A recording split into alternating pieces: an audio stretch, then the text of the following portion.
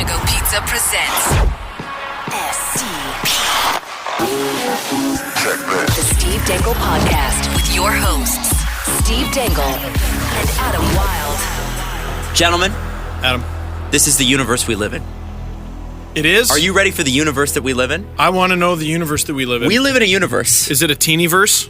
where for slashing a ref, Oh.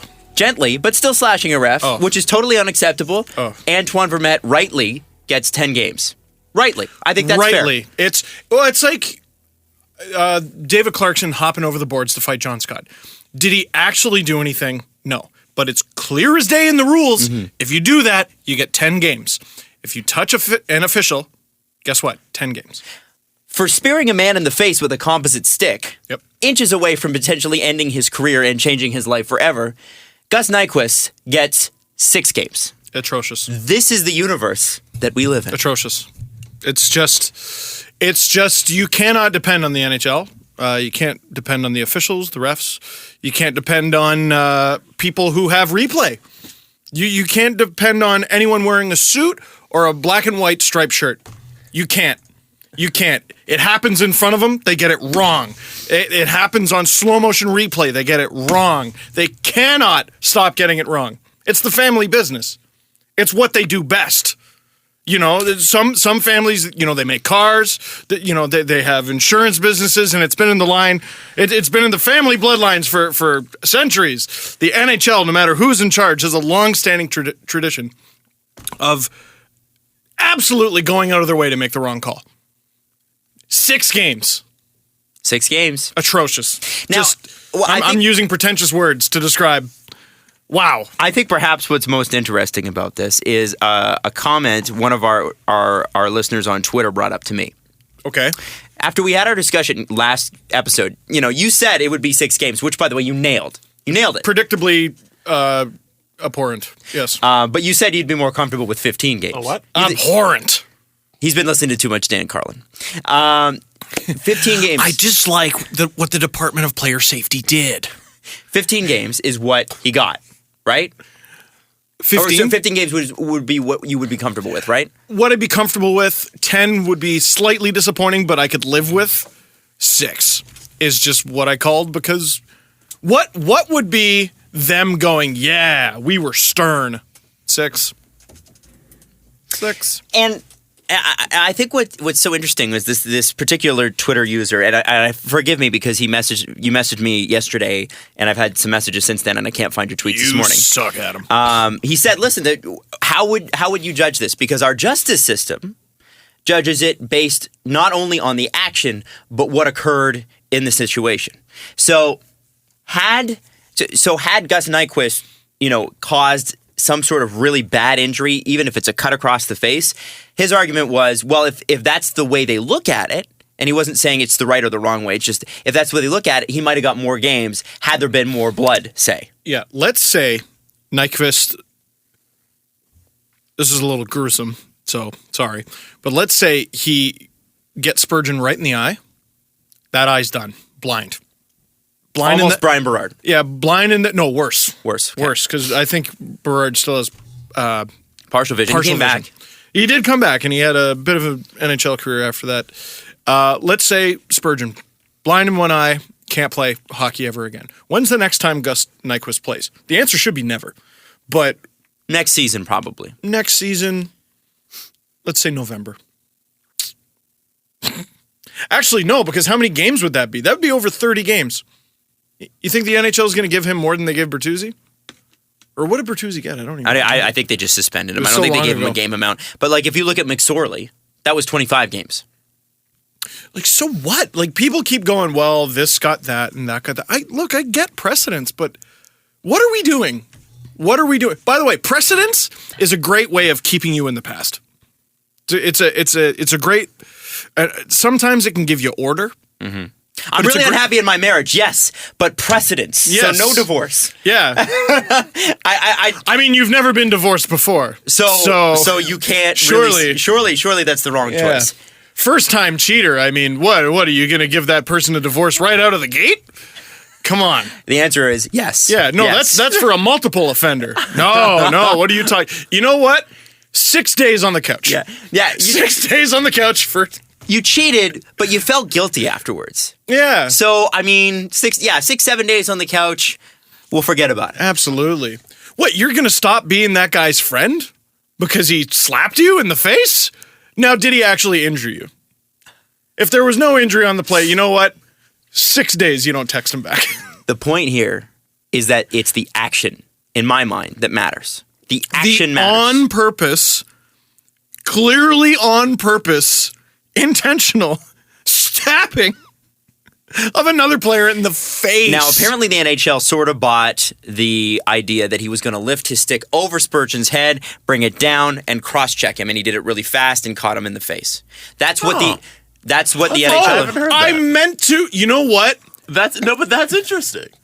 Well, I sort of said it last episode. Like, I was like, hey, like, I don't want to believe that I he did it meant on to do a purpose. different illegal act.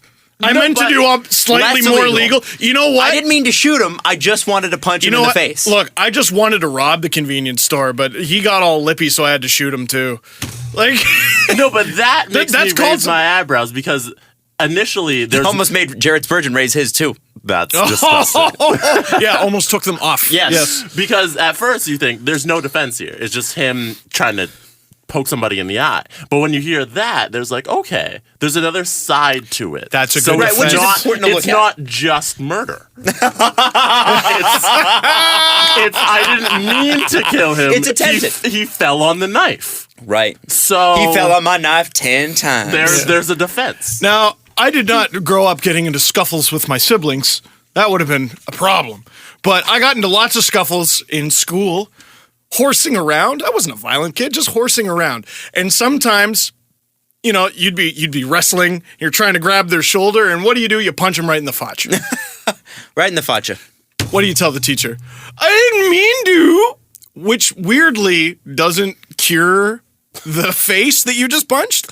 Right. This is the dumbest thing And the ever. teacher will tell you that. That doesn't mean that you didn't punch him in the face. And here, let's look at the reason I brought up Antoine Vermette was because if you apply the same logic to Antoine Vermette, what happened?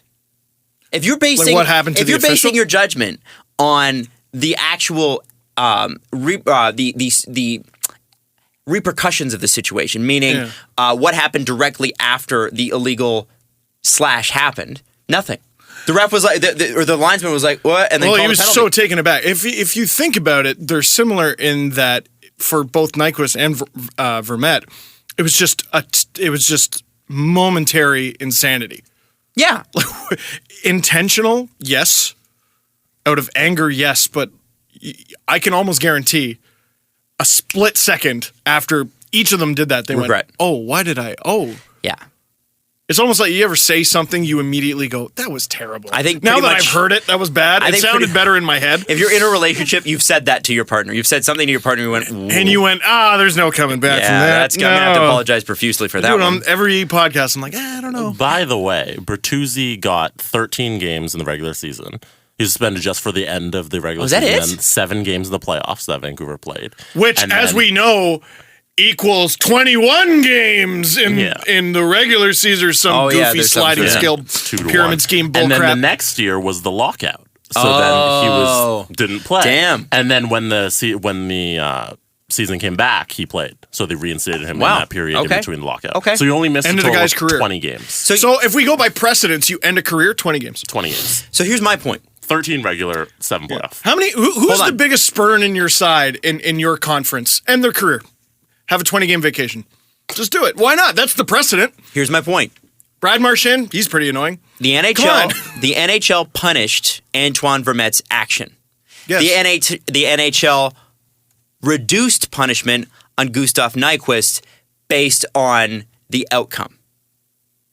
Which the They outcome did was punish worse. the action. The outcome was worse. Yes, but they didn't punish the action there. They actually, you could argue, reduced based on the outcome. That's where I have an issue. Well, Is it I have one- no issue with how much Vermette got. No, Well, Vermette hasn't gotten anything officially. no, yet. but Vermette. Oh well, No, yeah. he's, But it's auto. he's been It's auto 10, but Bettman has the right to lower it if he wants to. right. So Vermette So has the right we- to appeal. yeah. Has he? It's still pending. Oh, Its Okay, well, decision let's just could come down today. Let's just assume. I mean, you might look at what happened with the whole Dennis Weidman thing and go, I don't know. How hard do I want to fight this? Yeah. I kind of did. Yeah, I did slash that guy. Yeah, there's no, like with the Weidman thing, there's no, I was dizzy. But I didn't mean to. what he could say is, well, I didn't slash him hard. Jesus, really? Well, what was the Nyquist thing? Well, I meant to do this. Well, it doesn't matter. If you meant to not hit a car and you hit a car, you hit the car. I want to hear a good defense. I do too. I'm ready I want for to that. hear, and I meant to cross-check him. Okay. That's why we're not paid to be lawyers, my friend. I just don't get it. I just don't get it. I don't know. I'm at a loss for words. You know what I get? You know what I do get? The love between the three of us. I get you, and I get you, Jesse. Wow. I get that. Also. There's not a lot in this world that makes sense, suspensions included. Absolutely. But I get how much I love you guys. The love. Wow. So let's bring it back to the positive. I know. Like our friendship is so strong. Mm-hmm. I can just shank you in the face. And it's just you'll just forgive me. I'll only make you sit out 10 hours. Yeah, there you go. I can literally call you before you go to bed tonight and be like, you know what? I'm sorry for shanking you in the face. And I'll be like, it's cool. Yeah, it's cool. You didn't mean to, and also you only scratched me, so it's no big deal. Absolutely ridiculous. Let's move on to the positive here. Yeah, Brad Marchand slew-foots a guy, and they give that guy 5 games for falling down. Anyway, how is it really that on this show, whenever we record, anything that breaks big oh my God. directly after. And how haven't we talked about it yet? This started, I remember the first time this happened. We were talking about the Buffalo Sabres and how they were unloading and how Thomas Vanek was on the trade block. Yep. And literally an hour, this was 3 years ago, literally an hour after we put out the show, I don't even think we got out of the studio. Thomas Vanek was traded. And we're like, oh, God, seriously. And it has happened ever since. It's happened ever since. Literally 2.5 hours after we finished recording Tuesday, Michel Therrien was fired. Claude Julien is taking over. And I'll give Marc Bergevin this. He made a lot more sense than Don Sweeney. Mm-hmm. Yeah. I mean, how do you... At least he said something that made sense. We're getting rid of a guy to get rid of a guy. If we're talking about calculated risk, well, first of all, the Bruins they feel they need to make a change. So they're focusing on them. So if that is your thought process, then you need to fire Julien regardless of how everyone else around you is, or regardless of what their situation is. You might also include in your thought process, all right, Habs are struggling, but they're still in first place, and they have a coach. They have Michel Therrien. He's not going to fire this guy. There's no way. So I don't think when Sweeney fired Claude Julien, he did it with even the inkling that, well, we might be giving him to our historically biggest rival ever. Like, that might have been like a 5-10% risk on the risk scale.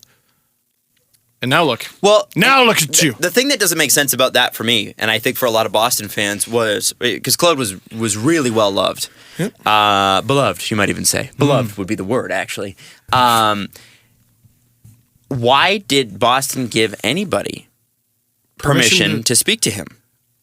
Like, the Panthers had an offer on the table that started first game next season. Next season, yeah. How is it that you allow a team to come in, a team that you are not neck and neck with in the playoff race, but chances are you might play them, especially where Boston's sitting. There's a decent chance. Real decent chance you might play them. How do you allow that to happen?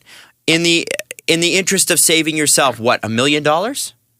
And apparently it's because now a lot of people were blaming Jeremy Jacobs. I don't know that it was Jeremy Jacobs, but as a competitive move, I'm not letting any teams talk to Claude until the season's done. Yeah, I really don't understand. Because you have to give permission. The Leafs had to give permission for the Ducks to talk to Randy Carlyle last year. Yeah. I don't understand that. I don't get it. The only possible thing I can think of is sometimes you see deals where a team gets shafted a little bit, or a team does another team a favor sort of thing.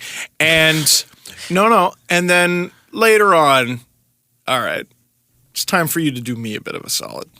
You see it sometimes. It's rare. I'm trying to think of a good example. The Leafs have had a few over the years. So Montreal should just lose to Boston in the playoffs, or Well, and this is the thing. It's Montreal and Boston. I don't think there's a do me a solid here. Yeah, exactly. Are you expecting Montreal to be like, you know what, man? We got you. We got you. You know We're gonna what? pull Carey. Back us for a seventh. How about that? We'll help you out. I don't understand why you do that. Yeah. So I just realized my defense of Don Sweeney was, well, he probably didn't think this was a risk, but it would have had to have been him to give the blessing. Right. Wouldn't it have been? Yes, you would think. I mean, I don't know how involved Jeremy Jacobs is with the day-to-day operations. I would imagine he is. He seems like a guy who is pretty passionate in his opinions, and he's been around a long time, and, it's his team. He can do whatever he wants. But it's a well-run franchise, so I got to think that Jeremy Jacobs lets the hockey people do the hockey stuff. Bruins fans, let us know. Let us know. They know a lot about their ownership. Probably more than us. It just seems, it just seems a bit odd to me that you would allow not just a competitor, but someone in the same division who is within 10 points of you. Yeah. Not just this season. How is that possible? Julian said I don't know if it was a 5-year extension or he's got 5 years left, but that's a 5-year deal. He's got in Montreal now. That guy's going to be there for half a decade. Yeah. Yeah. I like Babcock's comment. Did you hear that? What did he? Because he was like, well, you're not going to get any better, right? Basically saying Claude Julien's a great coach. Whoever gets him, they're going to be really happy. And then they ask him about it. He's like, well, I was hoping he would go out west. Me too, Mike. We were too. Andrew Berkshire actually messaged me because I was like, dude, you must be so excited. And he's like, I might actually become a fan again. Wow.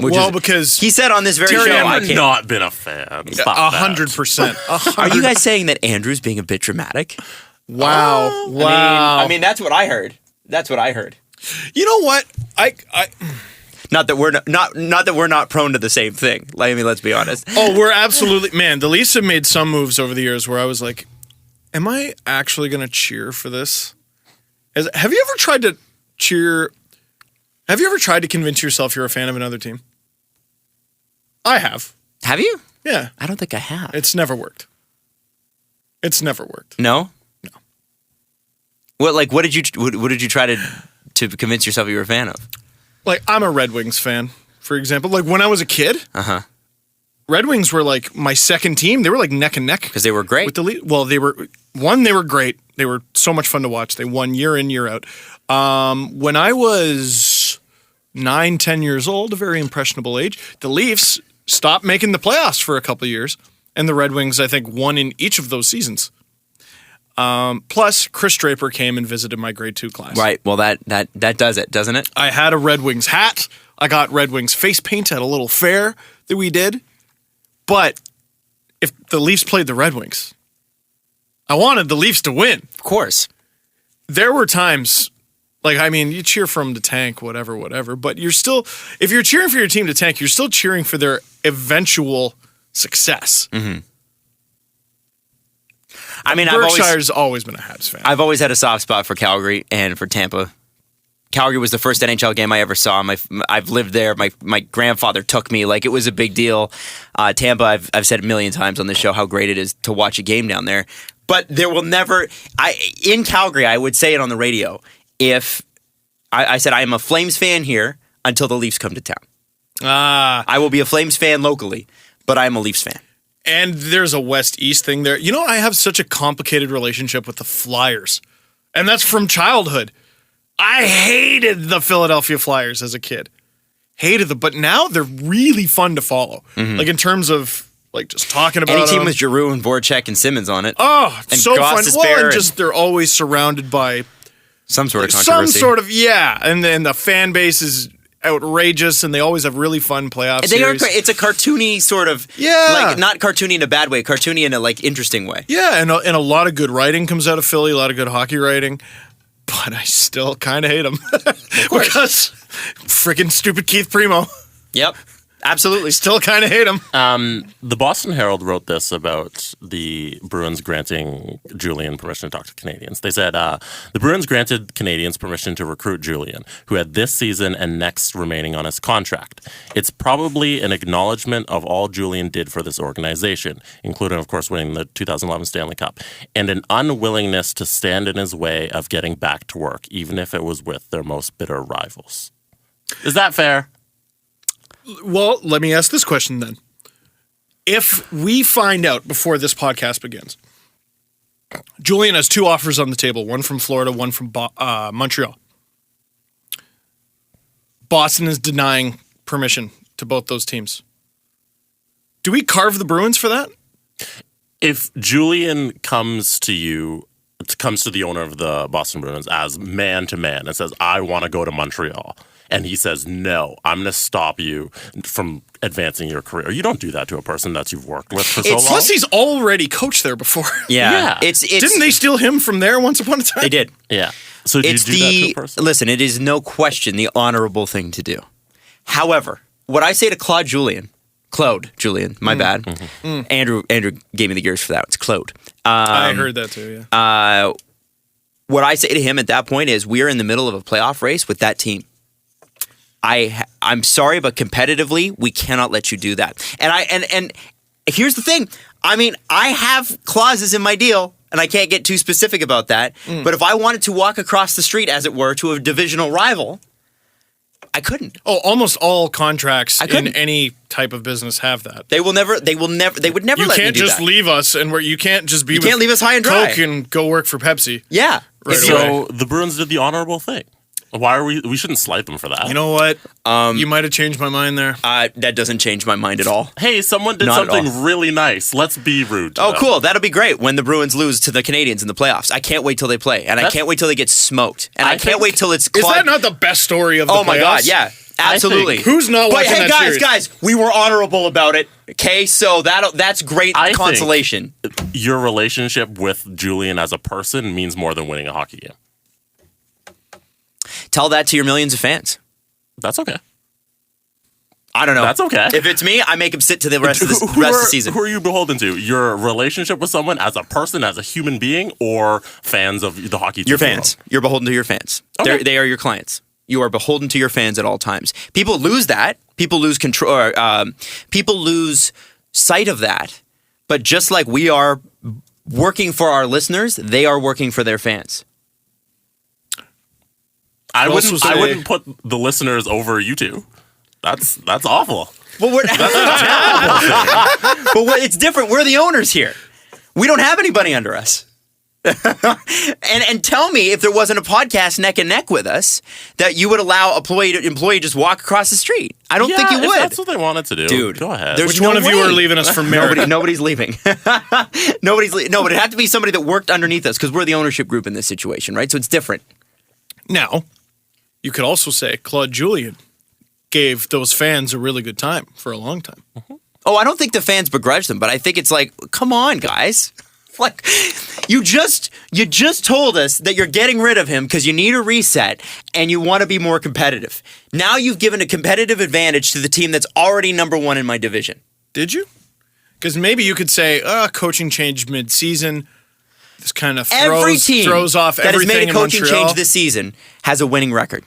I gotta think do you want that's not typical. Do you want those numbers? Yeah. Yeah. Every team. I would love to know what it is every year. This year is what I have. Well, this year's insane. The Panthers, Tom Rowe, they're 13, 11, and 9.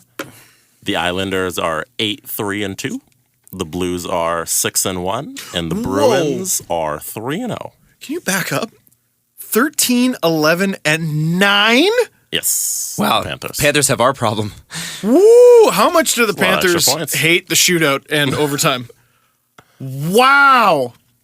Geez, like if they have I would love to know what their record is. Like how many of those games have gone to overtime? I don't know. Because if they're even like 500, like are they in the playoffs? That's a lot of points left on the table. Is 3 and 5. Wow, so they're losing a lot in overtime. Mm-hmm. Gee. Wow. And they've been missing a lot of their top end skill due to injury Overtime is where you highlight your top end skill. I wonder if that's where some of it comes from. Wow. But sorry, can you read off the other names? Because I got tunnel vision the second you said the that. Islanders are 8-3-2. Wow. The St. Louis Blues are 6-1. And the Boston Bruins are 3-0. Wow. Now, So, coaching changes work this year. To quote Randy Jackson from American Idol, it's got to be a no for me, dog. I shouldn't have taken a sip there. Now, is that just the inevitable thing that happens when you're on a slump? As you bounce back from it? Yeah. Yeah, Most probably. teams do. Probably. That. But Like, there's no way. No, the Islanders bounced back 8-3-1. Or is it 8-3-1? 8-3-2, I think. 8-3-2. And one was a 7-1 That's more loss. than just busting a slump. It is 3-0. I mean, Okay, fine. hard to judge. I'll give you 3-0. Islanders, though, it's hard to say. Dude, the Panthers account for like half the losses there. More than half the losses. And remember how Holy bad they smokes. were when they fired Gerard Gallant. That means they've come back. They weren't as bad. They also as didn't have people Barkov said. or Huberdeau They didn't have- until last week. Exactly. I think Which Barkov means might have been Gerard there for Gallant part did of not it. have Yeah. Barkov or Huberdeau. That's Yeah. true. That's true. But also, I remember out of the first 10, 12 games the Panthers played, they lost, I think it was 6 or 7 of them in overtime or shootout. Wow, they've left a lot of points on the table. Oh, this season's going to drive them nuts. Which is going to be great when they sign one of us next year. So To a one-day contract. it's going to be great. I'm just saying. We're going to be what turns that franchise around. I'm just saying. Guys, when it comes to business, I understand being I understand your side of it. I get it. I totally get it. But I think I am in my position, I am too damn competitive. If I were Jeremy Jacobs, I'd say, sorry, Claude, you're sitting. You're sitting this season out, you're sitting. And I guarantee you, if it were Lou Lamoriello, he'd do the same thing. Well, Lou Lamoriello doesn't care. Right. I Well, think is the key. I don't think he doesn't care. It's just I think Lou Lamoriello is business, baby. This is a business. We're running a business. I We're wonder- trying to make it to the playoffs. We don't want Montreal to be better. He's very much a computer boy in that sense. Think of how much. Like this is Montreal's trade deadline move. I don't think they need to make a trade. No. They need to sort out what they are with a coach who I think they're going to. who legitimately changes the way they play. I think they're going for it, man. I think they're going for it. Because I talk again, Berkshire. We should have had him on today. We can have him on next week. Probably should have. He said, I don't good think, idea. yeah, brain dead move. He said, I don't think they've got the assets to pull off like a Duchesne. Yeah, I was getting some heat for. It's amazing how specific you have to make things when you say them. I got some heat for saying the God Habs. forbid you hint something. I know the Habs are going to trade 2 of Galchenyuk, Sergachev, and McCarron. I think I said.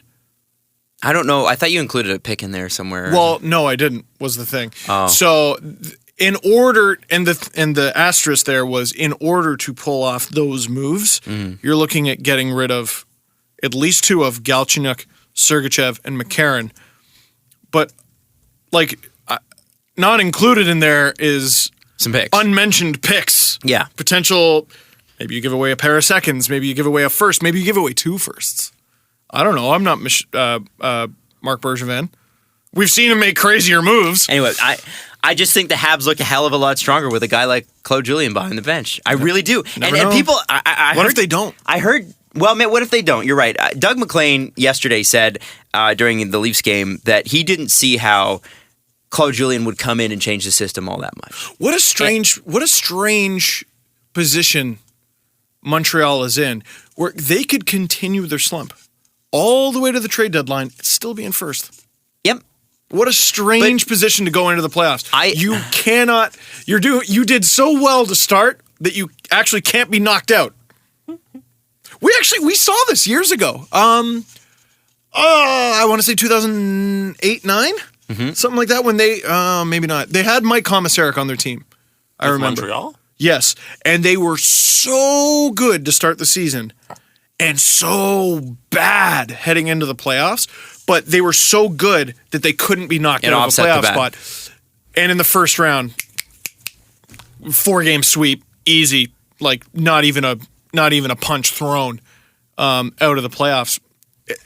What is with this team? No, but my point is that, okay, so when you have a guy that comes in and like, because we've never argued that this team doesn't have the talent. So my point is, Doug McLean said yesterday, and I totally disagree with this, although, he was a GM, I'm not, so what do I know? And a coach. He says he doesn't think that Claude Julien's going to come in and change the system that they play all that much. And I would argue that he is. I think that's why you make the coaching change. The problem with the Montreal Canadiens has always been the amount of high-quality shots they give up. That's the base issue there, right? There are other issues that I think come out of that, but if you play a better system around Carey Price, who's already the best goalie in the world, you've got a pretty solid hockey team, and they have the talent. They have the talent as it is. So that's why I say this is the trade deadline move that costs them nothing. Isn't it interesting, though? Because I would agree that Montreal's not the most defensively solid team, but isn't it interesting that, like, if you had to look for a theme, if you had to look for a recurring theme in how a coach gets fired, almost always it's the goalie who, doesn't matter if they're typically a bad goalie or a good one, is performing poorly. I don't know if that was really the case in Florida. St. Louis, my God. Absolutely. Montreal? For sure. For sure. Boston? I'd say so. Islanders? Thomas Greiss has stabilized them. Yeah. But they never had a great goaltending situation there to begin with. But that's why. See? But, and the Leafs with Randy Carlyle and Peter Horacek. Now, is this a weird situation? Because I always rant that ownership should never get involved in anything. But who's above the GM? Like, I don't know if all teams have a president, though. Okay, I think most do. Yeah, ops manager, whatever. How many times have we seen a GM fired before a coach? Like, is it the job of someone ahead of the GM to be like, you know what, you're the one screwing this up, or don't make a move because it's clearly the goalie? I don't know. And I'm not defending the firing of Michel Therrien either. It's weird that they decided, this is the straw that broke the camel's back. You know what else is weird? You know what? Now we can't stand anymore. You know what else is weird is they traded PK Subban because the coach didn't like him, and now here we are. And they signed Alex Radulov, and it worked out. To answer your Montreal question. We got to go to break here. 08-09 season, they started 21-9-6. Jesus. And from January onwards, they went 20-21-5. And they were still probably first place. And they finished 8th in the conference. Oh, 8th in the conference. Yeah. We could knock them out. So yeah, they barely made it. They barely made it, but they built up such a fortification around that playoff spot that they couldn't lose it. That is the key to any university class, by the way. Do really well. Kill it at the beginning and just get past the post, and then you're fine. Yeah. That's why they leave all the big mark essays for the end, by the way, so people will keep showing up because people kind of figured that out. Now, all those dinky little marks you can get for like attendance. Yeah, it's actually pretty valuable. Now, when we come back, we got to talk about the Leafs and first period struggles, but some good things as well, because there were some positives to take away from the Columbus game, considering this team finished 30th last year. When we come back on the Steve Dangle podcast on Sportsnet 590 The Fan. Leafs versus Columbus. I just want to say that last segment I learned that Adam is Gordon Gekko, and I'm glad that I know that. Greed is good. I wanted to say, I didn't want to interrupt you guys because that was actually really good. That was one of the rare times where I got to watch you two argue. I don't think either of you are wrong. They're both fine approaches. Sure. It just speaks to where your head's at in terms of, like, I just know that I've had to sit out. When I came from Calgary to Toronto, I had to wait. Mm-hmm. I had to wait. And I totally understood how did that make you feel? Fine. I signed the contract. How dare you? I signed the contract. So when they said, sorry, you're going to have to wait, I just was like, okay. Would you have rather have worked? It actually was a good thing because it let me say goodbye to some people, which was good. Would you rather be allowed to pursue whatever the hell you want? But I signed the contract, so I'm okay with it. Or not be allowed? Your first answer was sure. Yeah, like, were you super stoked to be like, not working's dope?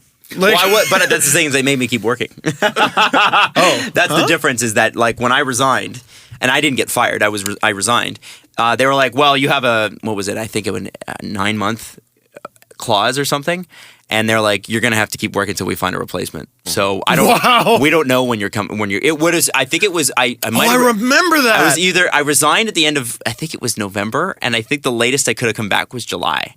Like it was going to be it could have been a long wait. You work because I think it was like my birthday or something, and I was like, "So are you coming?" You're like, "I don't know. I might still be in Alberta." I'm pretty sure I flew in.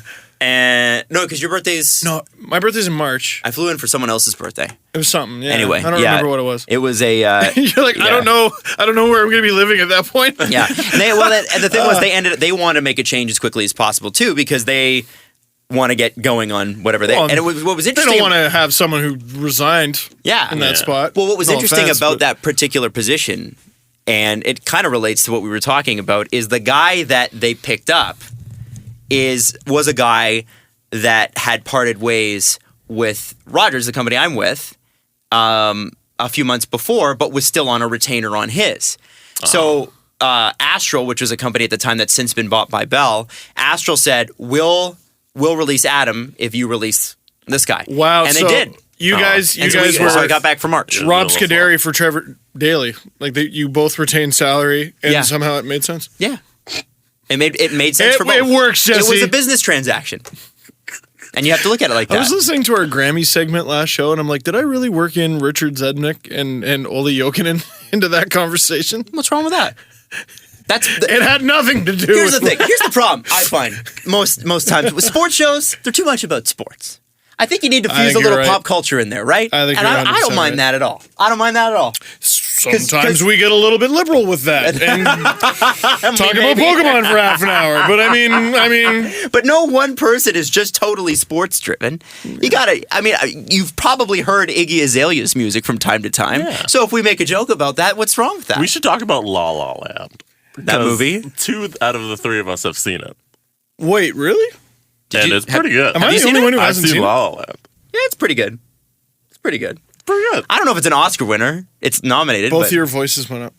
It's pretty good. It's like that pretty good. It's not like, wow, my mind was blown. Jason Segel from I Love You Man told me that if your voice goes up, it wasn't actually good. Oh. I retained that information. Like salary. Oh! So you put that information on a retainer. That's good. Super. Retainer. All right, let's talk about the Leafs in Columbus. No. Here's a problem the Leafs have. Bad officials. Bad officiating last night against the Islanders, but yesterday Blue Jackets. And First off, Islanders, actually. They're playing the very good Blue Jackets. Although Bobrovsky was not in net, goalie was great. Korpisalo was a good goalie. And I wanted that game for Curtis McElhinney. Yeah, but he was not great in the first period, and nor were the people in front of him. I think it was they came out flat-footed, and this has been a problem, I think, since the All-Star game. It's also been a good example of, we look at the defensemen and go, the Leafs need a new defenseman. I don't know if that fixes all the problems, because a lot of it has to do with, I think there's miscommunication all the time, or a lack of communication between the defenders and the forwards. The forwards, on very rare occasions, have the defenders back. Yeah. And there are times where, the defenseman went up to attack. Who's got him? Who's got his back? Why is it always Matt Hunwick racing back to catch someone? It's always that poor guy. I feel bad for him. Me too. Because he's literally hung out to dry many, many times. Maybe that's why Babcock loves Polak. I know he's not going to pinch because he's too slow. So he stays back there because that's the only place he can go. And I also think that they have an issue with now, at least recently, starting the first period on time. How are you down 3-0? It's not even that. It's the games I've watched, their first 2 shifts, you go, oh, the Leafs they got it tonight. They're going to kick some ass. And then they in turn get their asses kicked for the remaining 18 minutes of the first. I don't get it. Well, there you go. Well, the first 50 games is the complete opposite. It was. So this might just be a temporary thing. It probably is. Yeah. The universe, so the question becomes, how do you solve it? Yeah. Because it probably... Listen, this is a very young hockey team. We knew this stuff was going to happen. We knew... Guess. No, yeah, Steve. No, we did. We knew.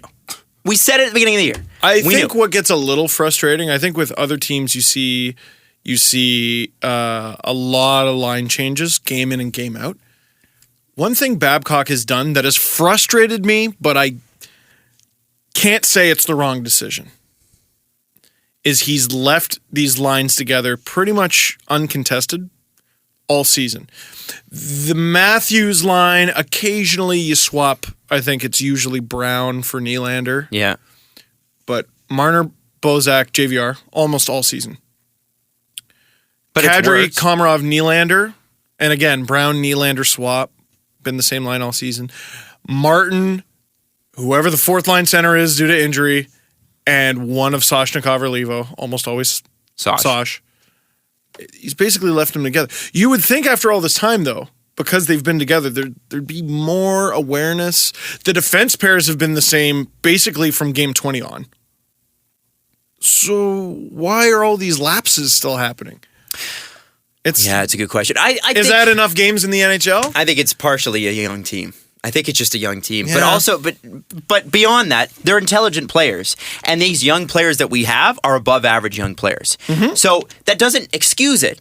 No. It might be the cause of it, but it doesn't excuse it. They're going to have to learn, and they're going to have to pick it up quick if they want to see some playoff action, because right now they're currently sitting in the last wild card spot, and they're lucky to be there. Mm-hmm. You look at their last 10 games, what do they have, 4 wins? 3 wins? I want to say 4. In their last 10, they are 3-5-2. That's not good. Yeah. That's below 500 is what it is. That's not good, and you can't have cannot have a stretch like that. You can't have a stretch like that. Not this part of the year. You can't. Too competitive. It is, and especially with the way the point spread is in the Eastern Conference, you could fall all the way to 10th. No, it's true. Which again, we've discussed. This isn't the worst year To fall to 10th. No, it's not. It's snot. It's not. So the Leafs had a cold streak, I think, to start the season. Mm-hmm. They then got pretty damn hot for a while. Now they're slumping again. Is this a trend in the wrong direction? Is it them crumbling under a really difficult schedule? Or is it just waves, man? Is it just how it goes? I think it's waves. Flows? We said it earlier. I think it's waves. Jesse made a good point, and it's waves. You're going to have downspouts. I hope so. Especially if you're not, like, only really elite teams don't. One good thing, I love times where you're able to turn a negative into a positive. Soshnikov gets hurt. They use him on the power play sometimes, use him to kill penalties. Josh Levo comes in. He's been great. The Leafs have had an NHL player, like an NHL player, in the press box all season. Almost always all season. And with a great shot. Wow. He always had that. Like, I was never quite convinced he was going to make the team. I was never quite convinced that he should. There's holes in Levo's game, but you use him properly. Like, that NHL shot is undeniable. He's got one of the best shots on the team, and it's been sitting in the press box. And all of a sudden, you give him to Kadri, you put him out in these situations where you need a goal. Mm-hmm. Mm-hmm. He's looking real good. I wonder... There's no way they protect Matt Martin, right? No. There's no way. Unless he's got some sort of protection built into his contract. Do they even... Well, I think the contract is the protection, but, like, if they lose him, do they even feel sad? No. I'm terrified every time that line's out there. There's only one person on that line that can drive play. Sosh or Leaf. And that's... Yeah. And I'm... No offense to Ben Smith, but I don't get it. I do not understand really that. Lost today. Oh my goodness, I don't get that at all, and he's worse from coming back from injury. I would say. Jesse? Can you look up his game logs? I want to know how he is in the face-off dot. You just hurt yourself on the console? No, that's it's an old dodgeball. It's an old dodgeball scrape. Oh, yeah. I want to know what his since coming back, his face-off percentages have been, because that's his bread and butter. That's why he's in the lineup. And if you can't do that, and recently they haven't been great. I know that. I'll tell you, Austin Matthews going to the late third yesterday had a 90% win ratio. Really? Last night, 90%. Oh, God. There's a guy that's improving. I want to know who he was taking on every game. But what a surprise that Austin Matthews would be good at that, because he's great with a puck and a stick. Like, of course he's going to be good at faceoffs eventually. There's something weird about it where rookies are just bad. Well, because they're just not good at it. Because it's next level, right? These guys have been there for 6-7 years, and they're older, and they're stronger, and they're filled out, and they're more mature, and they know the tricks, right? Well, and it's opponent dependent. Sure, your absolutely. shot. Okay, whether or not a goalie is in the way is not up to you for sure, but you putting the shot where you want it to go, you can develop that skill on your own. You getting fast, you having better lateral movement, all that stuff, you getting stronger, that's not dependent on your opponent. You can work on that in your garage if you want to. Something about a face-off. It's timing, right? So Smith was back on February 2nd. Okay. Face-off percentage since then is 42, 47, 50, 40, 50, 100, 60, and 35. So how many games above 50 was that? 2? I counted 2. 2. No, 3. He's got a 50. 50. No. 50's not above 50. No, above 50. 51. He's got 2. 51's above 50. He's not there to be mediocre at this in He's this there to be very department. good at it. Yeah. I wish I could remember. Was it upper body? Was his injury? That's what they said. That's what I remember. You can't go into the playoffs with that.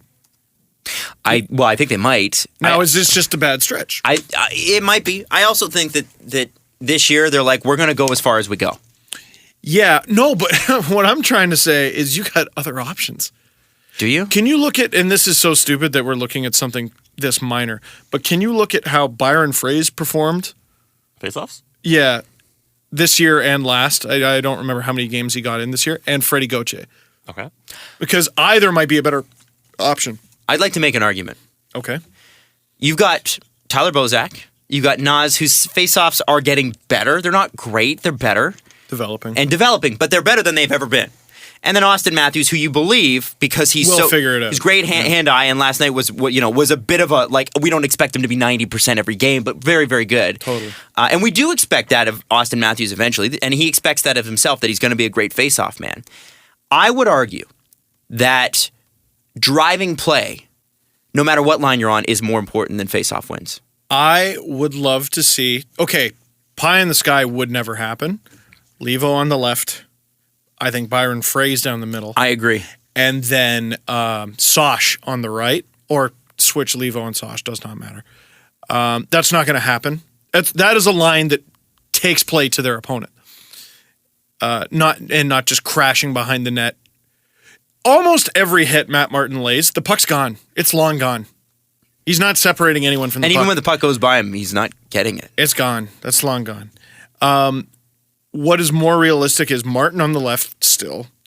Phrase. Still Byron Frais in the middle and one of Sasha Levo on the wing. And all of a sudden, I think that might even be better for Martin because you give him a roll, crash and bang, Just and get in front of the occupy net. the front of the net. Just get in front of the net. And then you have one of Levo or Sosh wreaking havoc, carrying the puck. And Frais, we know, has a goal scorer's touch from how he's performed in the AHL this year. Gauthier, in 18 games played this year, has a 51%. At the NHL. At the NHL. That's all right. I wasn't blown away by the way he skates, though. I'm still not crazy about the play he drives. No, but we're clearly looking for a specific thing here. I don't think That's the Babcock thing. has, no disrespect to Ben Smith, but I don't think Babcock has Ben Smith out there in that role because he's blown away by how he plays. Fair enough. He's got him out there and he gives him the defensive zone draws because he trusts him to win those draws. The second that trust goes away, which it may be quickly, what else do we got? Byron last year was 56 games played. He had 48% face-off. Not very good. But that's not that different, right? Tell me that's any different than, and plus he can drive play. Well, now though, who do you put out in a defensive face-off situation? Now, my argument would be even if you lose the thing, let's say you have Austin Matthews out there and you lose the thing, at least you got Austin Matthews out there and he is one of your best possession players. Who's a guy who are a couple guys I expect to wrestle the puck away from their opponent? Zach Hyman. I know Connor Zach Brown, Hyman can do it. Austin Connor Matthews. Brown. What did someone Leo call him? Komarov, Nazem Kadri. They called him stick liftosaurus. I can't remember. But I think that's really creative. I know. Stick I don't liftosaurus. remember I never exactly saw that one. Why wasn't that an NHL? I don't headline? remember what it was. It was Brown. But I think someone who's even better at it is Matthews. So if you lose possession, you can get it back. Matthews is at 46%, by the way. Ooh. I don't think. Now, what is that?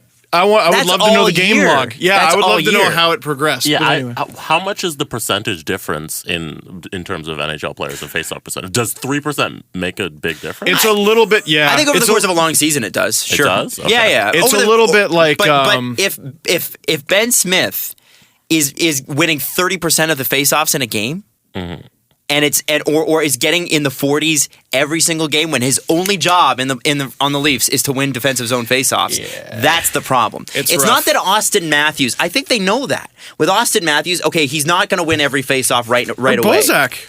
Bozak's a good faceoff guy. Or you know how Babcock has a post penalty kill line? What was that? Matthews, Kadri, and Nylander? yeah. Yeah. Why not have does he have a special, and I just haven't been paying attention, a special lockdown line? Because, okay, you put out JVR and Marner with Bozak. I know Marner's crazy, so he's going to try to block a shot, but maybe you don't want to put him in that situation. JVR is not the most trustworthy in his own end. But what if you made we need a big lockdown here. You make it Bozak in the middle with who? Doesn't matter. Hyman, Brown, Komarov. Why not Kadri out there? He's your everyman, apparently. And that way, if you get kicked out of the faceoff dot, you at least have another center in there. Why not? And all of a sudden, your fourth line's obsolete. But I don't know if you should be really depending on your fourth line that hard. Well, Maybe that's just here's what my they problem. have. Here's my problem. Every time I see that line out there, it terrifies me. And I'm a guy who watched the 30th place Leafs all last year. I think that line is really bad. Really, really bad. And I think there are numbers that'll back me up on that. And if they insist on playing Matt Martin, fine, but put him with two guys that can make up for him, that can drive that play. Because if one guy on that line on the wing is not enough. If you have a centerman who can drive play, you could probably compensate for that a little bit more. But a winger in a fourth line role, driving play is a lot to ask because there's very few wingers in the league who are top line guys who can drive play, like Patrick Kane. Mitch Marner sort of does. I'm trying to think of wingers that drive play on their lines. What's Matt Martin's role on this team? Are we okay without him? I think Totally. I think it's a mental thing. I think that's how they see it. I'm not saying that it's right, but that's how they see it. And They I see him as a character guy. He's a locker room guy. Holy smokes. What's Matt Martin's role?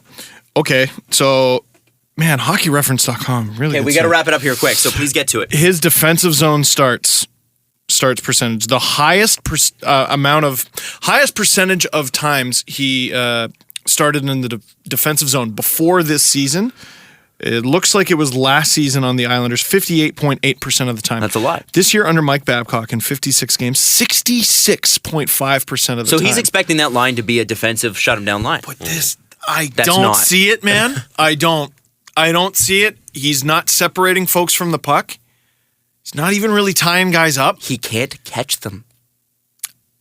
And he's looked, I don't want to say this. I don't.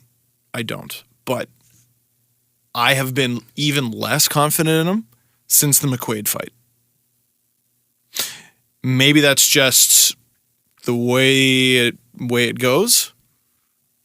I don't know, but I'm really, I'm not trusting this guy. So we got to wrap it up. We're Sorry, you're one of four. We're gonna. Hey, every team has a bad contract. We're gonna go to sportsnet.ca. If you want to listen to the rest of the show, we're gonna continue with the Leafs breakdown with Columbus, and some positives, especially for Nazem Kadri. We'll talk about some career high numbers that he has and already. Some negatives. Mitch Marner's injured. Hey, we don't know that yet. Sportsnet 590 Zach The Hyman Fan is way less pretty. We are the Steve Dangle podcast, brought to you by Panago Pizza. It's what's on the inside that counts. Yeah, I didn't want to put the radio audience to sleep with this because I don't think they care as much. Corsi percentage is exactly a well, to be fair, sports it runs radio at thing. 1 a.m., so it's okay. Oh yeah, They that's should be true. sleeping. Yeah, and if they're not, they're wide awake. I don't want to be responsible for anyone going into the guardrail. So what's the Corsi? Well, his Corsi 4 percentage is 47.8 this season, which is pretty. It's a pretty significant dip from 49.4 the previous season, 51.1, the only positive one of his career in 14-15 with the Islanders. It's not looking good. Now, part of that could certainly be explained by he's always in his own end, and that's where Babcock puts him. That's not where the line's poor play puts them. That's Babcock puts them in that situation. I'm not seeing it, man. I don't see him as whatever Babcock wants him to be. I don't see it. Hey, the good thing about this is the expectations remain low, and the Leafs are clearly trying this out. They're trying this out. They're trying this out. They're going, okay, let's give this a shot. And I know just from what they've done this year that if it's not working after, say, a 20-game, 30-game, 40-game stretch, sometimes it takes a season to figure things out or convince people that whatever they thought isn't working, they'll make a change. I don't know that Matt Martin stays here his entire contract. I don't know if that was the goal. I think, yeah, of course he's going to be exposed in the expansion draft, and maybe Vegas takes him. I tried to get smart and go, I have the fourth line center problem solved because I saw him win a couple faceoffs one game. Leo Komarov, who has played some center in his career. How is he? Faceoff percentage in his first year with the Leafs in 42 games, 50.9. Ooh. In like 50 faceoffs that he took. Then 49.5, 48.8, and then this year 45.8. So well, he hasn't been doing them regularly either. Yeah. No. He's not a center. But this season he's taken 131 faceoffs. That's not nothing. It's not a lot. But it's not nothing. You know what I'm okay with? What? Nikita Soshnikov taking Leo's spot if Leo can play fourth line center. Yeah. And you can be confident in him winning at least, I would say you need 48, 49%. You know what's great, though? I'm confident in that. Now, is this, though, why the Leafs are slumping? No. Because they don't have the most... But I think it's part of the reason... bestest fourth-line center? No, I think that we're hyper-focusing on a problem that we all know exists. It's easily identifiable. Yeah, I think the problem is that they haven't played well in the first period. And if you saw the second and third period, they got progressively better and better. And they were not out of it until like the third last minute when Columbus dumped it down. Part of that score effects. Because if you're losing, you're obviously going to play better. And the Leafs are a good offensive team, so they're able to focus on their strength, and their opponent is allowing them to. What made me the most mad was they were down 4-2 with 9 minutes to go. They're down 2 goals. 9 minutes to go. Hyman gets high-sticked in the face. 4 minutes. Easy. Doesn't get called. Leafs. Imagine the Leafs score on the first half. But Steve, you're going to have those where they miss. Yeah. That's a bad miss. Did you see the puck replay? is there. Yeah. It's right there. There was another one later in the game where Korpisalo clearly played the puck in the illegal trapezoid zone. I don't terribly mind that you missed that. I mind that. Why is Hyman, I mind that more because that's easy. Well, and it's another one, though, where the ref is right there. Ref sees it. The Hunwick Chimera thing, you were right there. How'd you screw that up? You were making eye contact with the thing that you screwed up. There's 3 situations in 2 games where the ref is looking at the thing. It wasn't, someone got slew-footed or punched in the back of the head behind the play. You're looking at the thing that you were misdiagnosing. Mm-hmm. It's, look, hey, you don't want to lose a hockey game. Don't put yourself down 4-0. 3-0 going, and it was like, was it the Sabres on Saturday? It was 3-0 after the first. Was it not 2-0 after the first 5 minutes? Something like that. Like, yeah, that's my point. Get out there and play hockey. Right, but it's happened. You can come back from that. And yeah, the Leafs goofed up, but you call that properly? You call that the way it clearly is in front of you? The Leafs have a chance, and maybe they lose 4-3. Mm-hmm. Maybe they give up an empty netter and they lose 5-3. Don't put yourself in that position. If you're the Leafs, don't leave it in someone else's hands. Mm-hmm. Well, you know what it's like? You can't rely on the refs. We know that. They are not consistent. A popular one in MMA is don't leave it up to the judges. Yeah. But then you have a fight like the recent Holly Holm fight, where, it was left up to the judges. They botched it. So is it Holly Holm's fault that they botched it? Well, her opponent didn't get a knockout either. It doesn't matter whether it's her fault or not. She put herself in that position. No, she. If you win the fight, you win the fight. You know what I mean? Like by the sounds of from the MMA experts that I've been listening to, they don't think it was close. Okay. I don't know. I don't know how you missed the Hyman high stick. So when I play dodgeball Monday nights, my team has a rule. Okay. Because what's happened is initially when we all started playing, everybody was pretty honest about because we all had it in our head. Oh, now they'll be like, "Oh, it didn't touch me." 3 years ago, when I started playing, everybody's pretty honest about it because it was rec league and we get it. We moved up to a competitive level, and unless that ball explodes off your chest, people aren't going out. The ref has to call them. Wow. So we say, make your shots count. Make them count. Make them make noise. Hit them in the thigh. Hit them in the shoulder because you don't want to hit them in the chest. They'll catch it. Hit them right below the knees, like that, where people can't catch. They have to bend over to catch. It's harder to catch that way. Yeah. Make sure that ball, when it hits that person, goes completely the other direction. So the ref has no choice but to call it because it's easy. Now that's the ref battling against. That's you depending on the ref, and the ref is battling dishonesty, right? You get high-sticked in the fotch! It happened or it didn't! But over the course of a season, They're gonna lose there's those. going to be the plays that goes your side, it goes that way, and you can't put yourself in the position where you're down by a bunch of goals and you need a call from a ref to bail you out. Yeah, I agree with Jesse on that. I just think it's been extra brutal this season. It's been so 1,000% I agree, but all the more reason to not put yourself in that position. You know that this is a problem. This has been a problem for this team that they have not had calls go their way. That like look at the Chimera. Adam, I'm already there that this is not what cost the Leafs the game. I'm already there. I'm there with you. But fuck! Yes, we're also agreeing. We're agreeing with each other. Yeah. We're agreeing in different ways. God, Yeah, I get it. how do you botch it? Well, It's there. It's even- right fucking in front of you. to even have on both broadcasts, because there was two networks running the last two games. Yeah, I think it was Greg Millen on the Sportsnet one going, that's a penalty. On both broadcasts, I think Bob McKenzie said, "Well, the call or the officiating on that call, The Chimera one. yeah, he said normally that wouldn't be called, and he said it Oh, the wasn't Kadri one. That was the Kadri the hook. Kadri one. He said it normally all season that hasn't been called. He said it is illegal and they should call it, Yeah. but nobody's called it all year, and then they decided to call it. He said that's how much the officiating's degraded. And when Bob McKenzie, who's very down the center, He's giving so much less of a shit than he used to. It's actually kind of great. when he says something like that, I'm like, ooh, all right. Because he doesn't get it. He doesn't get how it. could you get it? What is to get? There's no. All players ask for is consistency. I heard a story. I was told a story that it was a Leafs playoff game. I don't remember from when. And the ref walks into the Leafs dressing room, or maybe it wasn't in the I didn't Leafs know they could dressing do that. room, or he told someone on the Leafs. Maybe it was the coach. Hey, for me to call a penalty tonight, it's going to have to be a murder. Now, I don't know if I believe that story, but then you go into that. If it was the 80s, I believe it. Yeah, it was I want to say early 2000s. Playoffs, Which I maybe. still believe. If you watch stuff pre-lockout Crazy. even, it looks like it's this was 1963.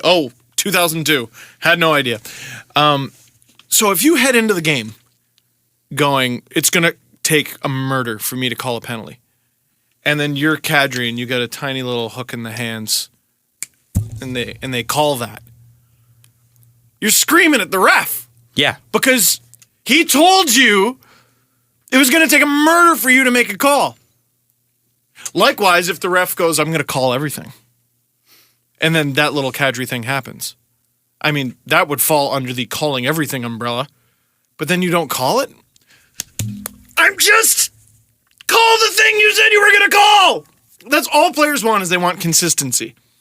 If I slash you in the leg, the next time my opponent slashes me in the leg, I want it called too.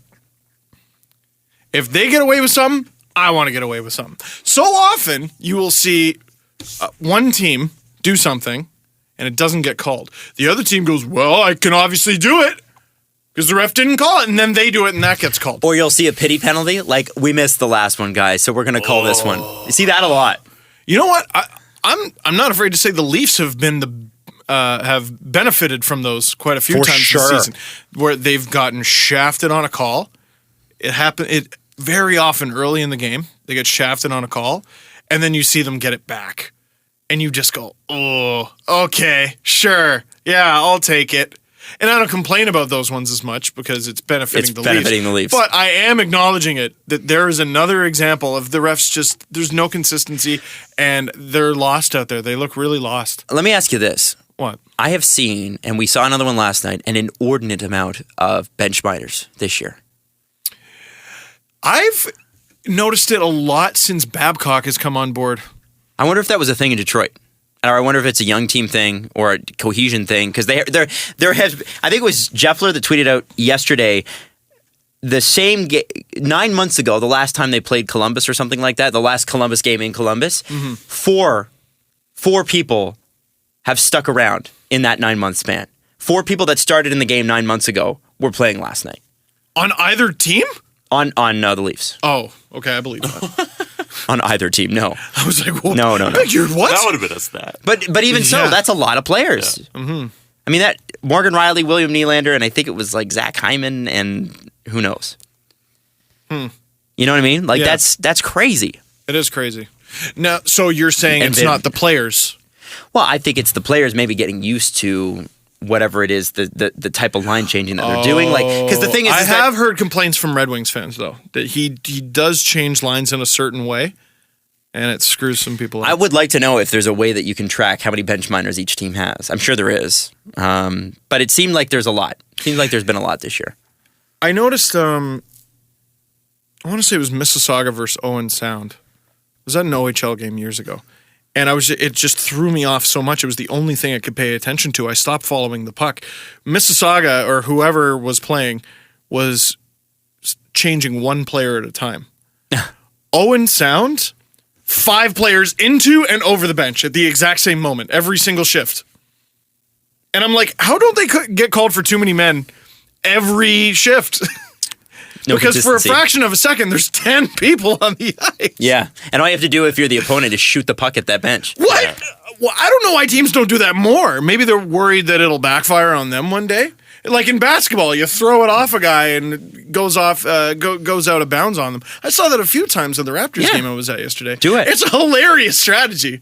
It's Terrence Ross's crowning moment as a Raptor. Yeah. Didn't work out, but whatever.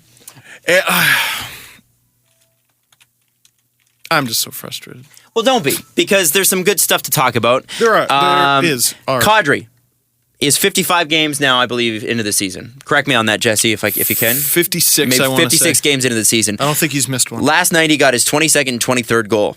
Both are career highs. Yes. He's now currently 1 point away from beating his total points from last season, where he played 76 games. And several players in the Leafs have already beaten that. He had 45 points last year. Like I said, he is 6 away from beating his career high in points with 50. 6 away. Now, and he's played 20 less games than he did last year. I don't want to... I'm not criticizing Kadri when I say this, but... So I looked... This is a good thing! No, totally. But I looked at his numbers. Yeah, this is great. Where he's at right now is great, so there's no point dwelling on the past. However... One thing people have dumped on Bozak forever is that he's never hit 50 points. Despite being on a 50-point pace a couple times, like Bozak pretty regularly gets injured. I think he rarely makes it to like 70, 75 games. Why doesn't Kadri get more flack for that? What do you mean? He's hit 50 once. He's going to hit it again this season. I think he got tons of flack. Kadri is also 26. Bozak's 31. That's true. And I think Kadri got flack for a billion different things. That was just maybe one of the things that people forgot. And I guess the argument was, well, Bozak's playing on the first line. Mm-hmm. And last year, and who's he played with? Like he hasn't had a legitimate line mate, like a legitimate scoring line mate since Randy Carlyle and Joffrey Lupron. But he's been great this year. I thought that was really, really cool. JVR was benched much of the second period. I think he played 2.5 minutes. And then I think he played 5 in the first, 5.5 in the first. And then the third, halfway through, he'd only played a couple more minutes. So they really pulled his line back. And no one seems to talk about it. I think it still works out to be, I think he played 10 or 11 minutes at least. JVR. Oh, JVR, sorry. But I thought that was interesting that he was sort of benched. he hasn't been very good, man. He has not been very good. I mean, not a whole lot to add to that. Think of a great defensive play from JVR. But he's capable of it. So? Like, Alex Kovalev is a greatly debated player in NHL lore. Okay. Because a lot of people agree that he was one of the most skilled players of all time. But, like, if you got to do a fantasy draft of, like, the best players of all time. You're not so, taking like, Kovalev. let's say we talk about the most skilled players of all time and you put them in your top 20. If you have to just do a fantasy draft of all the NHL players that ever were, how far down is Alex Kovalev? Far. Because it's not about what he can do. It's about what he will do. This is what I was told from day one with JVR, man. This is what I was told from day one. When he turns it on, beast mode, he's hard to stop. And I think Marner really kicked him in the ass. He was a motivated guy. He kind of knew he was carrying the team last year. He seemed motivated then. But when he's not motivated, boy, he's invisible. He's pretty invisible out there.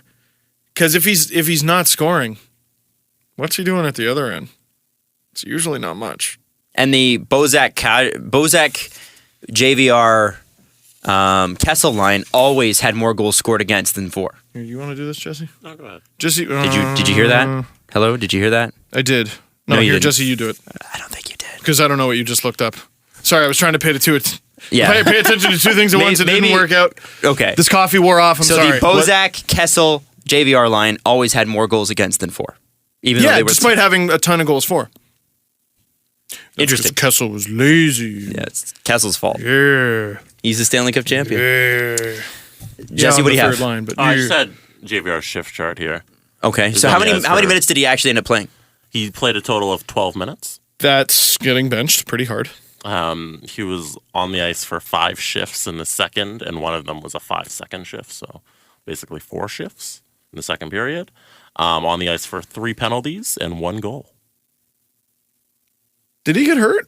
Is he JVR's hurt? night. No, Marner did. I don't think people are worried about Marner separating his shoulder. The way he went in, I don't think he did. Yeah, the LFR is not up yet. I haven't edited it, but I said it kind of looked like a little bit of a shoulder. I think it might have been ribs. I think so too. I think ribs. Okay, my dad separated his shoulder, and then once you've separated it once, it just gets looser and looser and looser. We got to the point where my dad was petting a dog once, our dog, and it just went glunk, bloop. and then him and my stepmom basically had this system worked out where she stepped on his shoulder, pulled on it, and then pop it back in. God. And he finally got surgery, tightened up the muscles, and it's never happened again. But it could be a nagging, tough injury. So you hope that a guy like Mitch Marner doesn't have that. But the thing was, he went into the boards with his arm above his head, which to me, I'm not saying that you can't pop your shoulder out that way, but to me, you're not. That's not like, and Marner would have skated off the ice with his shoulder hanging, Well, right? His shoulder's weird though because like I didn't learn this till recently. It's like your knee is your knee, right? Or like you know what your arm is, like it's bones, right? Isn't your shoulder just muscle? Like it's not actually a thing. Well, yeah, there's. It's a bunch of things. Yeah. It's not. It's like your back. Well, what the hell's your back? It's a bunch of different things. But isn't your shoulder? Well, yeah, because it's a movement point, right? So there's a lot of tendons. I don't know. There's I a lot had of it muscle. in my head like, oh, your shoulder is like this singular thing. Like your nose is a nose. I don't know. This is why I'm not a doctor. Anybody who took biology at university is laughing right now at us. Like, well, you can't break your shoulder, your shoulder can is you? not really a shoulder. Well, can you break your shoulder? I think you can. I think you can break muscles in your, like, I think you have your shoulder blades. You've got like your Yeah, your shoulder collarbone. blade. Absolutely. There's a socket there where it goes in. I don't get it. All I know is I need help with my left one. So if anyone, I even said in the LFR, like I described, I'm like, okay, so here's what Marner's injury might have been, and then I described mine, and I'm like, so if any of you know what that is, I'm sure someone does. We have a lot of intelligent people with very, very good because degrees. sometimes it doesn't. listening to this It's show. not quite the way you described your dad there, but it does. Trust me, you'd know if it popped out. Yeah, you but wouldn't be able to move it doesn't pop out, but it kind of just like it slinks. This is you? This is me. Do you not have a doctor? I don't know. I'm a guy. Guys are idiots, and they don't see the doctor. Ask often. Steve about his back that's been bugging him since high school. No, but I figured that out finally, so that's fine. When? like 2 years ago. Steve, I'm judging you right now. Now, to be fair, though, I did get help from my back. The help just didn't do anything. Really? Yes. I just think it's hilarious, Steve, that, and we've already lost you. No. Oh, okay. I just think it's hilarious how long it takes you to get things remedied. Like, I think it's hilarious that JVR played 2 minutes and 52 seconds in the second. That is period. hilarious. That is also hilarious. And I love you, but you're like... I know. Anyway, I screwed my Before shoulder I up. forget to remind you, you also told me to remind you that you got a piece of paper in the mail yesterday. I know. I'm going to Did do you that remember in the press conference. I'm getting Okay, to that. as long as you remember. Couple things we got to get to. Okay. Last summer, this is just an interesting story. We won't stay on this too long. Last summer, John Davidson and Jarmo Kekalainen met with John Tortorella to tell him to calm down. I didn't know this, but they said, listen, John, there's always the circus that follows you. Always. And you just need to calm down with the media, calm down with the players, calm down. Because you're a smart hockey man. We believe in you. Calm down. Bring it down. This past weekend on Hockey Night in Canada, it was reported by Nick Kiprios and Elliot Friedman that Columbus Blue Jackets players had asked to meet with John to tell him the exact same thing. Calm down. They've been on a bit of a skid lately. They have not, I don't believe they posted a save percentage on average above 900 since 2017 started. Like, it's been a bit of a skid for them. Okay. I believe that's what it was. Specifically, they said tone down the criticism. Because they haven't played really well, but him harping on the issues and being all animated isn't helping. They believe they can win. They want to win with him, but it kind of gets a little grating, as we all know, when someone's constantly harping on the same issues. Relax a little bit, let us work through it, and we'll go. Now, this was a meeting that was supposed to be secret. It got out. And then it was reported on Hockey Night in Canada. So what's interesting now is the players going, well, it's a lesson to everybody in the room, button your trap. Wow. And they're mad. Of course this got out. And now you're trying to get him to calm down about it? You think this is calming him down? That this is out there? You think Tortorella's super stoked? He's having a chamomile tea? I think Tortorella had better take a good look at Tortorella. Man, as much how as... How old is he? Like, but come on. No. But how much... This has always been the thing. And yes, the team has performed well this year, and I give that to them. I didn't expect it to do well. I don't think anybody did. But they're doing great. They had a great stretch, but this is his MO, and if he doesn't change it, it will eventually take him down and ruin his career. We've said this so many times, though. I know, but I think it's one of those things where you start to develop a reputation like that, it's kind of hard to get back from it. I think he had that reputation in Tampa. He did, but he's gonna burn out these teams because you can't listen. Yeah. His goal should be to stay with the team for more than 3 years. My goal with criticism always is, okay, if you didn't like what I did, tell me what to do. When you tell someone how to get to your house, you don't say, don't take that way, and don't take that way, and don't take that way. You say, take this, take that. Positive reinforcement. Tell them where to go, not where not to go. Yeah, I'm going to say something that will not shock any of the listeners. I believe myself to be a slow learner. I am a very slow learner. And very early in my career, I had a boss, really two bosses, that just fucking rode me like a pony. Like, just every time. And what I was always told was you can make any mistake you want. Any mistake you want. Once. Don't do it again. And there would be so many times where I really tried hard to avoid this specific mistake. And no matter what, I did it again, and I would beat myself up over it, and what wouldn't make it any better is they would beat me up on top of me beating me up. Well, yeah, because I think that's a little unfair to expect someone to break a habit right away. Yeah, well, and I was fucking like 21, man. Like, give me a break. That's old school thinking. It is old school thinking, and I would... Typical. Very typical. I know, and it made me... Part of it, like, it kind of... attitude really affects how you learn. And now that I'm older, I can look back and go, oh, here's where a positive attitude would have helped there. But you start developing this attitude where you stop caring about that mistake. You go, fuck it. Like, I know I'm just going to get shit no matter what I do. I'm not going to learn it because I'm an idiot. And this guy's not going to stop harping on it because he's an asshole and I'm an idiot. So screw it. I don't even care. I don't even want to work in broadcasting. Fucking bullshit. I have a blog. Nike gave me free clothes. Fucking asshole. Like, no, but if I was just positive, and just, okay, we're going to figure this out. It might take one show. It might take 6. You it know might what being take positive is? What? It's taking a breath. It's going, okay, what do I need to do here? All right, I'm going to do that. Yeah. That's why a lot of people, I'm just really positive. No, you're taking a breath and you're taking a step back. One thing, I'm gonna try to plant an idea in your head if you're younger, okay? Or maybe you're older and you're going through a hard time at work. Boss management. Managing up. Managing your boss. Yeah, managing up. In your own head. That's actually an internal thing, I think. Because the way I looked at it when I was younger was your boss is the boss. I'm going to stop you. What? I got to stop you because we have a question coming up on the press conference that relates to this. Okay. So let's just do the press conference. Okay, remind me about boss management because I will forget this is what we're going to get into. Press conference now.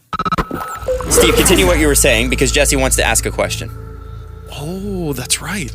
Boss management. So I looked at it as my boss is my boss. They got to where they are because they're perfect. They get it. They get it and they just know. Oh, man. So that's it. Whatever they say. Man, and I got this idea in my head screaming at me to tumble out of my head and live in the world. But my boss doesn't like that idea or everything they say conflicts with that idea. So I'm not going to put it out there. You got to learn. Sometimes you got to appease a little bit in order to get what you want. I'm not necessarily talking about compromise. Yeah. Don't die on every hill. Yeah. You don't realize, like, even if you have a micromanaging boss, they can't be there at all minutes of the day.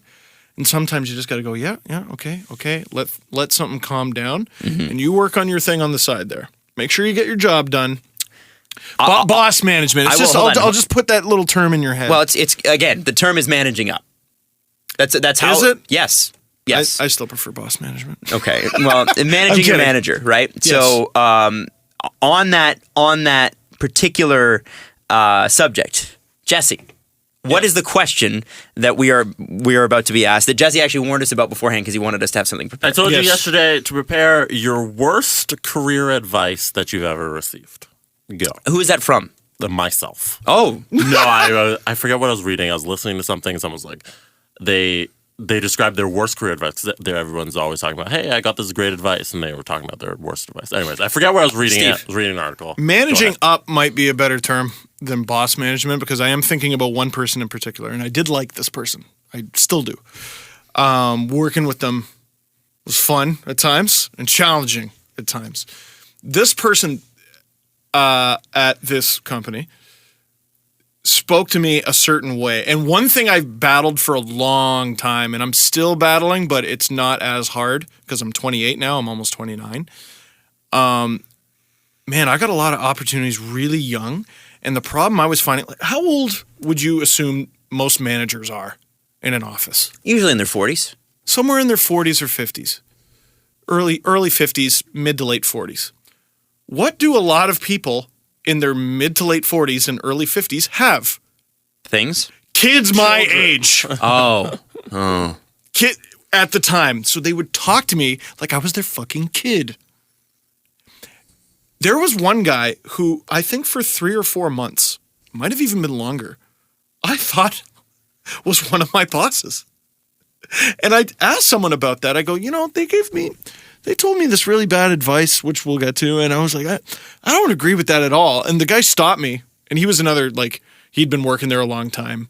But like he had a different job than I did. So we worked together, but our jobs they were related, but not related. I don't know how to properly describe it. I was a writer, like a highlight writer, and I gathered highlights.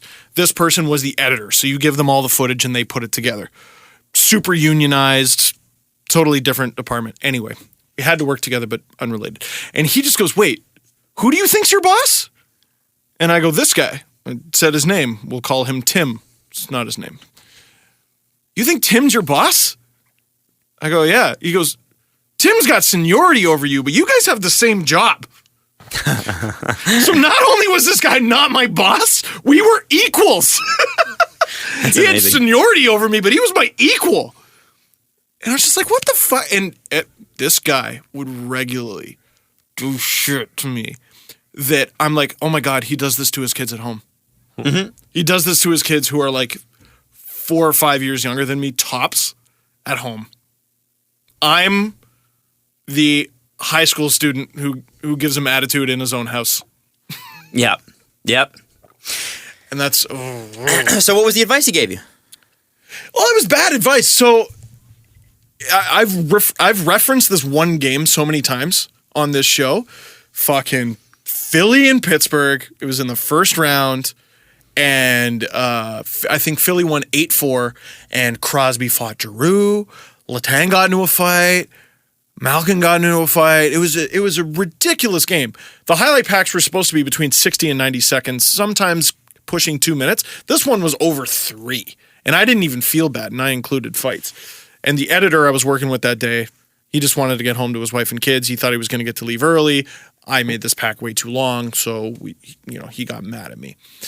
But this guy who I thought was my boss, Tim, was like, yeah, never include a fight in a highlight pack. What the fuck? So what I tell people, so I watch the games for the LFR videos. I didn't for Columbus, but I almost always watch the games. And then what I do is I watch the game in 6 minutes on mapleleafs.com because that's 6 minutes of just footage. Right. Just what happened in the game. Highlights. Here's what happened. Sportsnet's highlight packs focus on the story of the game. Mm-hmm. Sometimes a huge part of the story is a fight that happened. Or it could be a bad line change. Or it could be the coach freaking sports out. Is always about the story. Yeah. If it is a key part of the story, put that shit in the highlight pack. I don't care what it is. Like, what a ridiculous thing to say. A good example of a something that seemed insignificant that they just happened to have footage of, and they were like, you know what, we could use this, was Robin Lehner against the Leafs. I think the last time the Sabres were at the ACC. And he's taking a cutesy picture, selfie. Some lady's kid was FaceTiming in. And Robin Lehner's like, hey, waving at the camera. And then later in the game, Lehner gets lit up and pulled, and he's freaking out at the coach and getting all mad. That's great storytelling. Here's Robin Lehner very happy. Bad things happen. Lehner's mad. Beginning, middle, end. I can't include a fight? I can't include Sidney Crosby fighting Claude Giroux? Are you high? So that was bad advice, and I'm glad I questioned it. I think, oh God, it's such a hard balance between fighting for what you believe and fighting to get your ideas in there. And but you also have to learn from these people. So you can't just be like, well, that's fucking stupid advice, so I'm not going to listen to anything you said. If you shut them out completely, you'll never get anywhere. It is, yeah, and that's why I get so mad. I get so fed up with so many of these articles. 10 keys to life. Fuck you. Like, it's so complicated that you can't put it into a neat little paragraph. That's just drivel to get you to click on their site so they can appease advertisers. That's it. Yeah, so many. That's it. There's nothing in there for you. There's nothing in there for you. Stop it. Will I get something from them? No, it's a placebo, I promise you.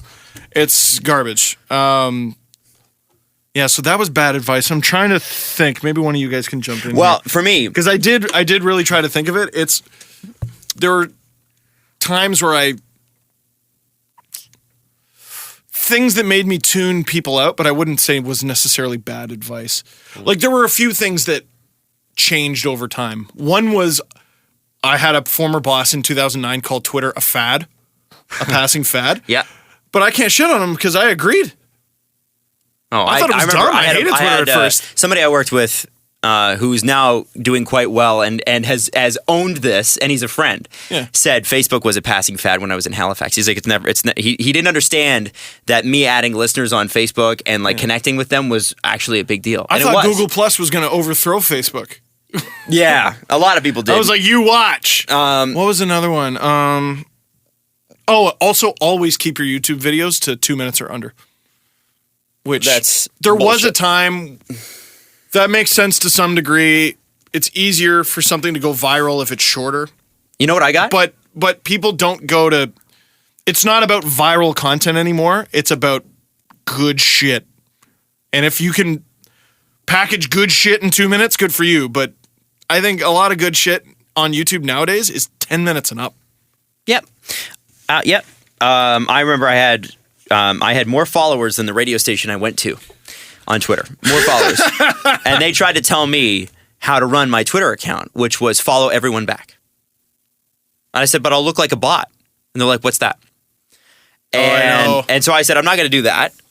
And then some of the worst advice, it's funny, advice is accumulative, right? It becomes bad advice when you realize that the person has been feeding you bullshit the whole time.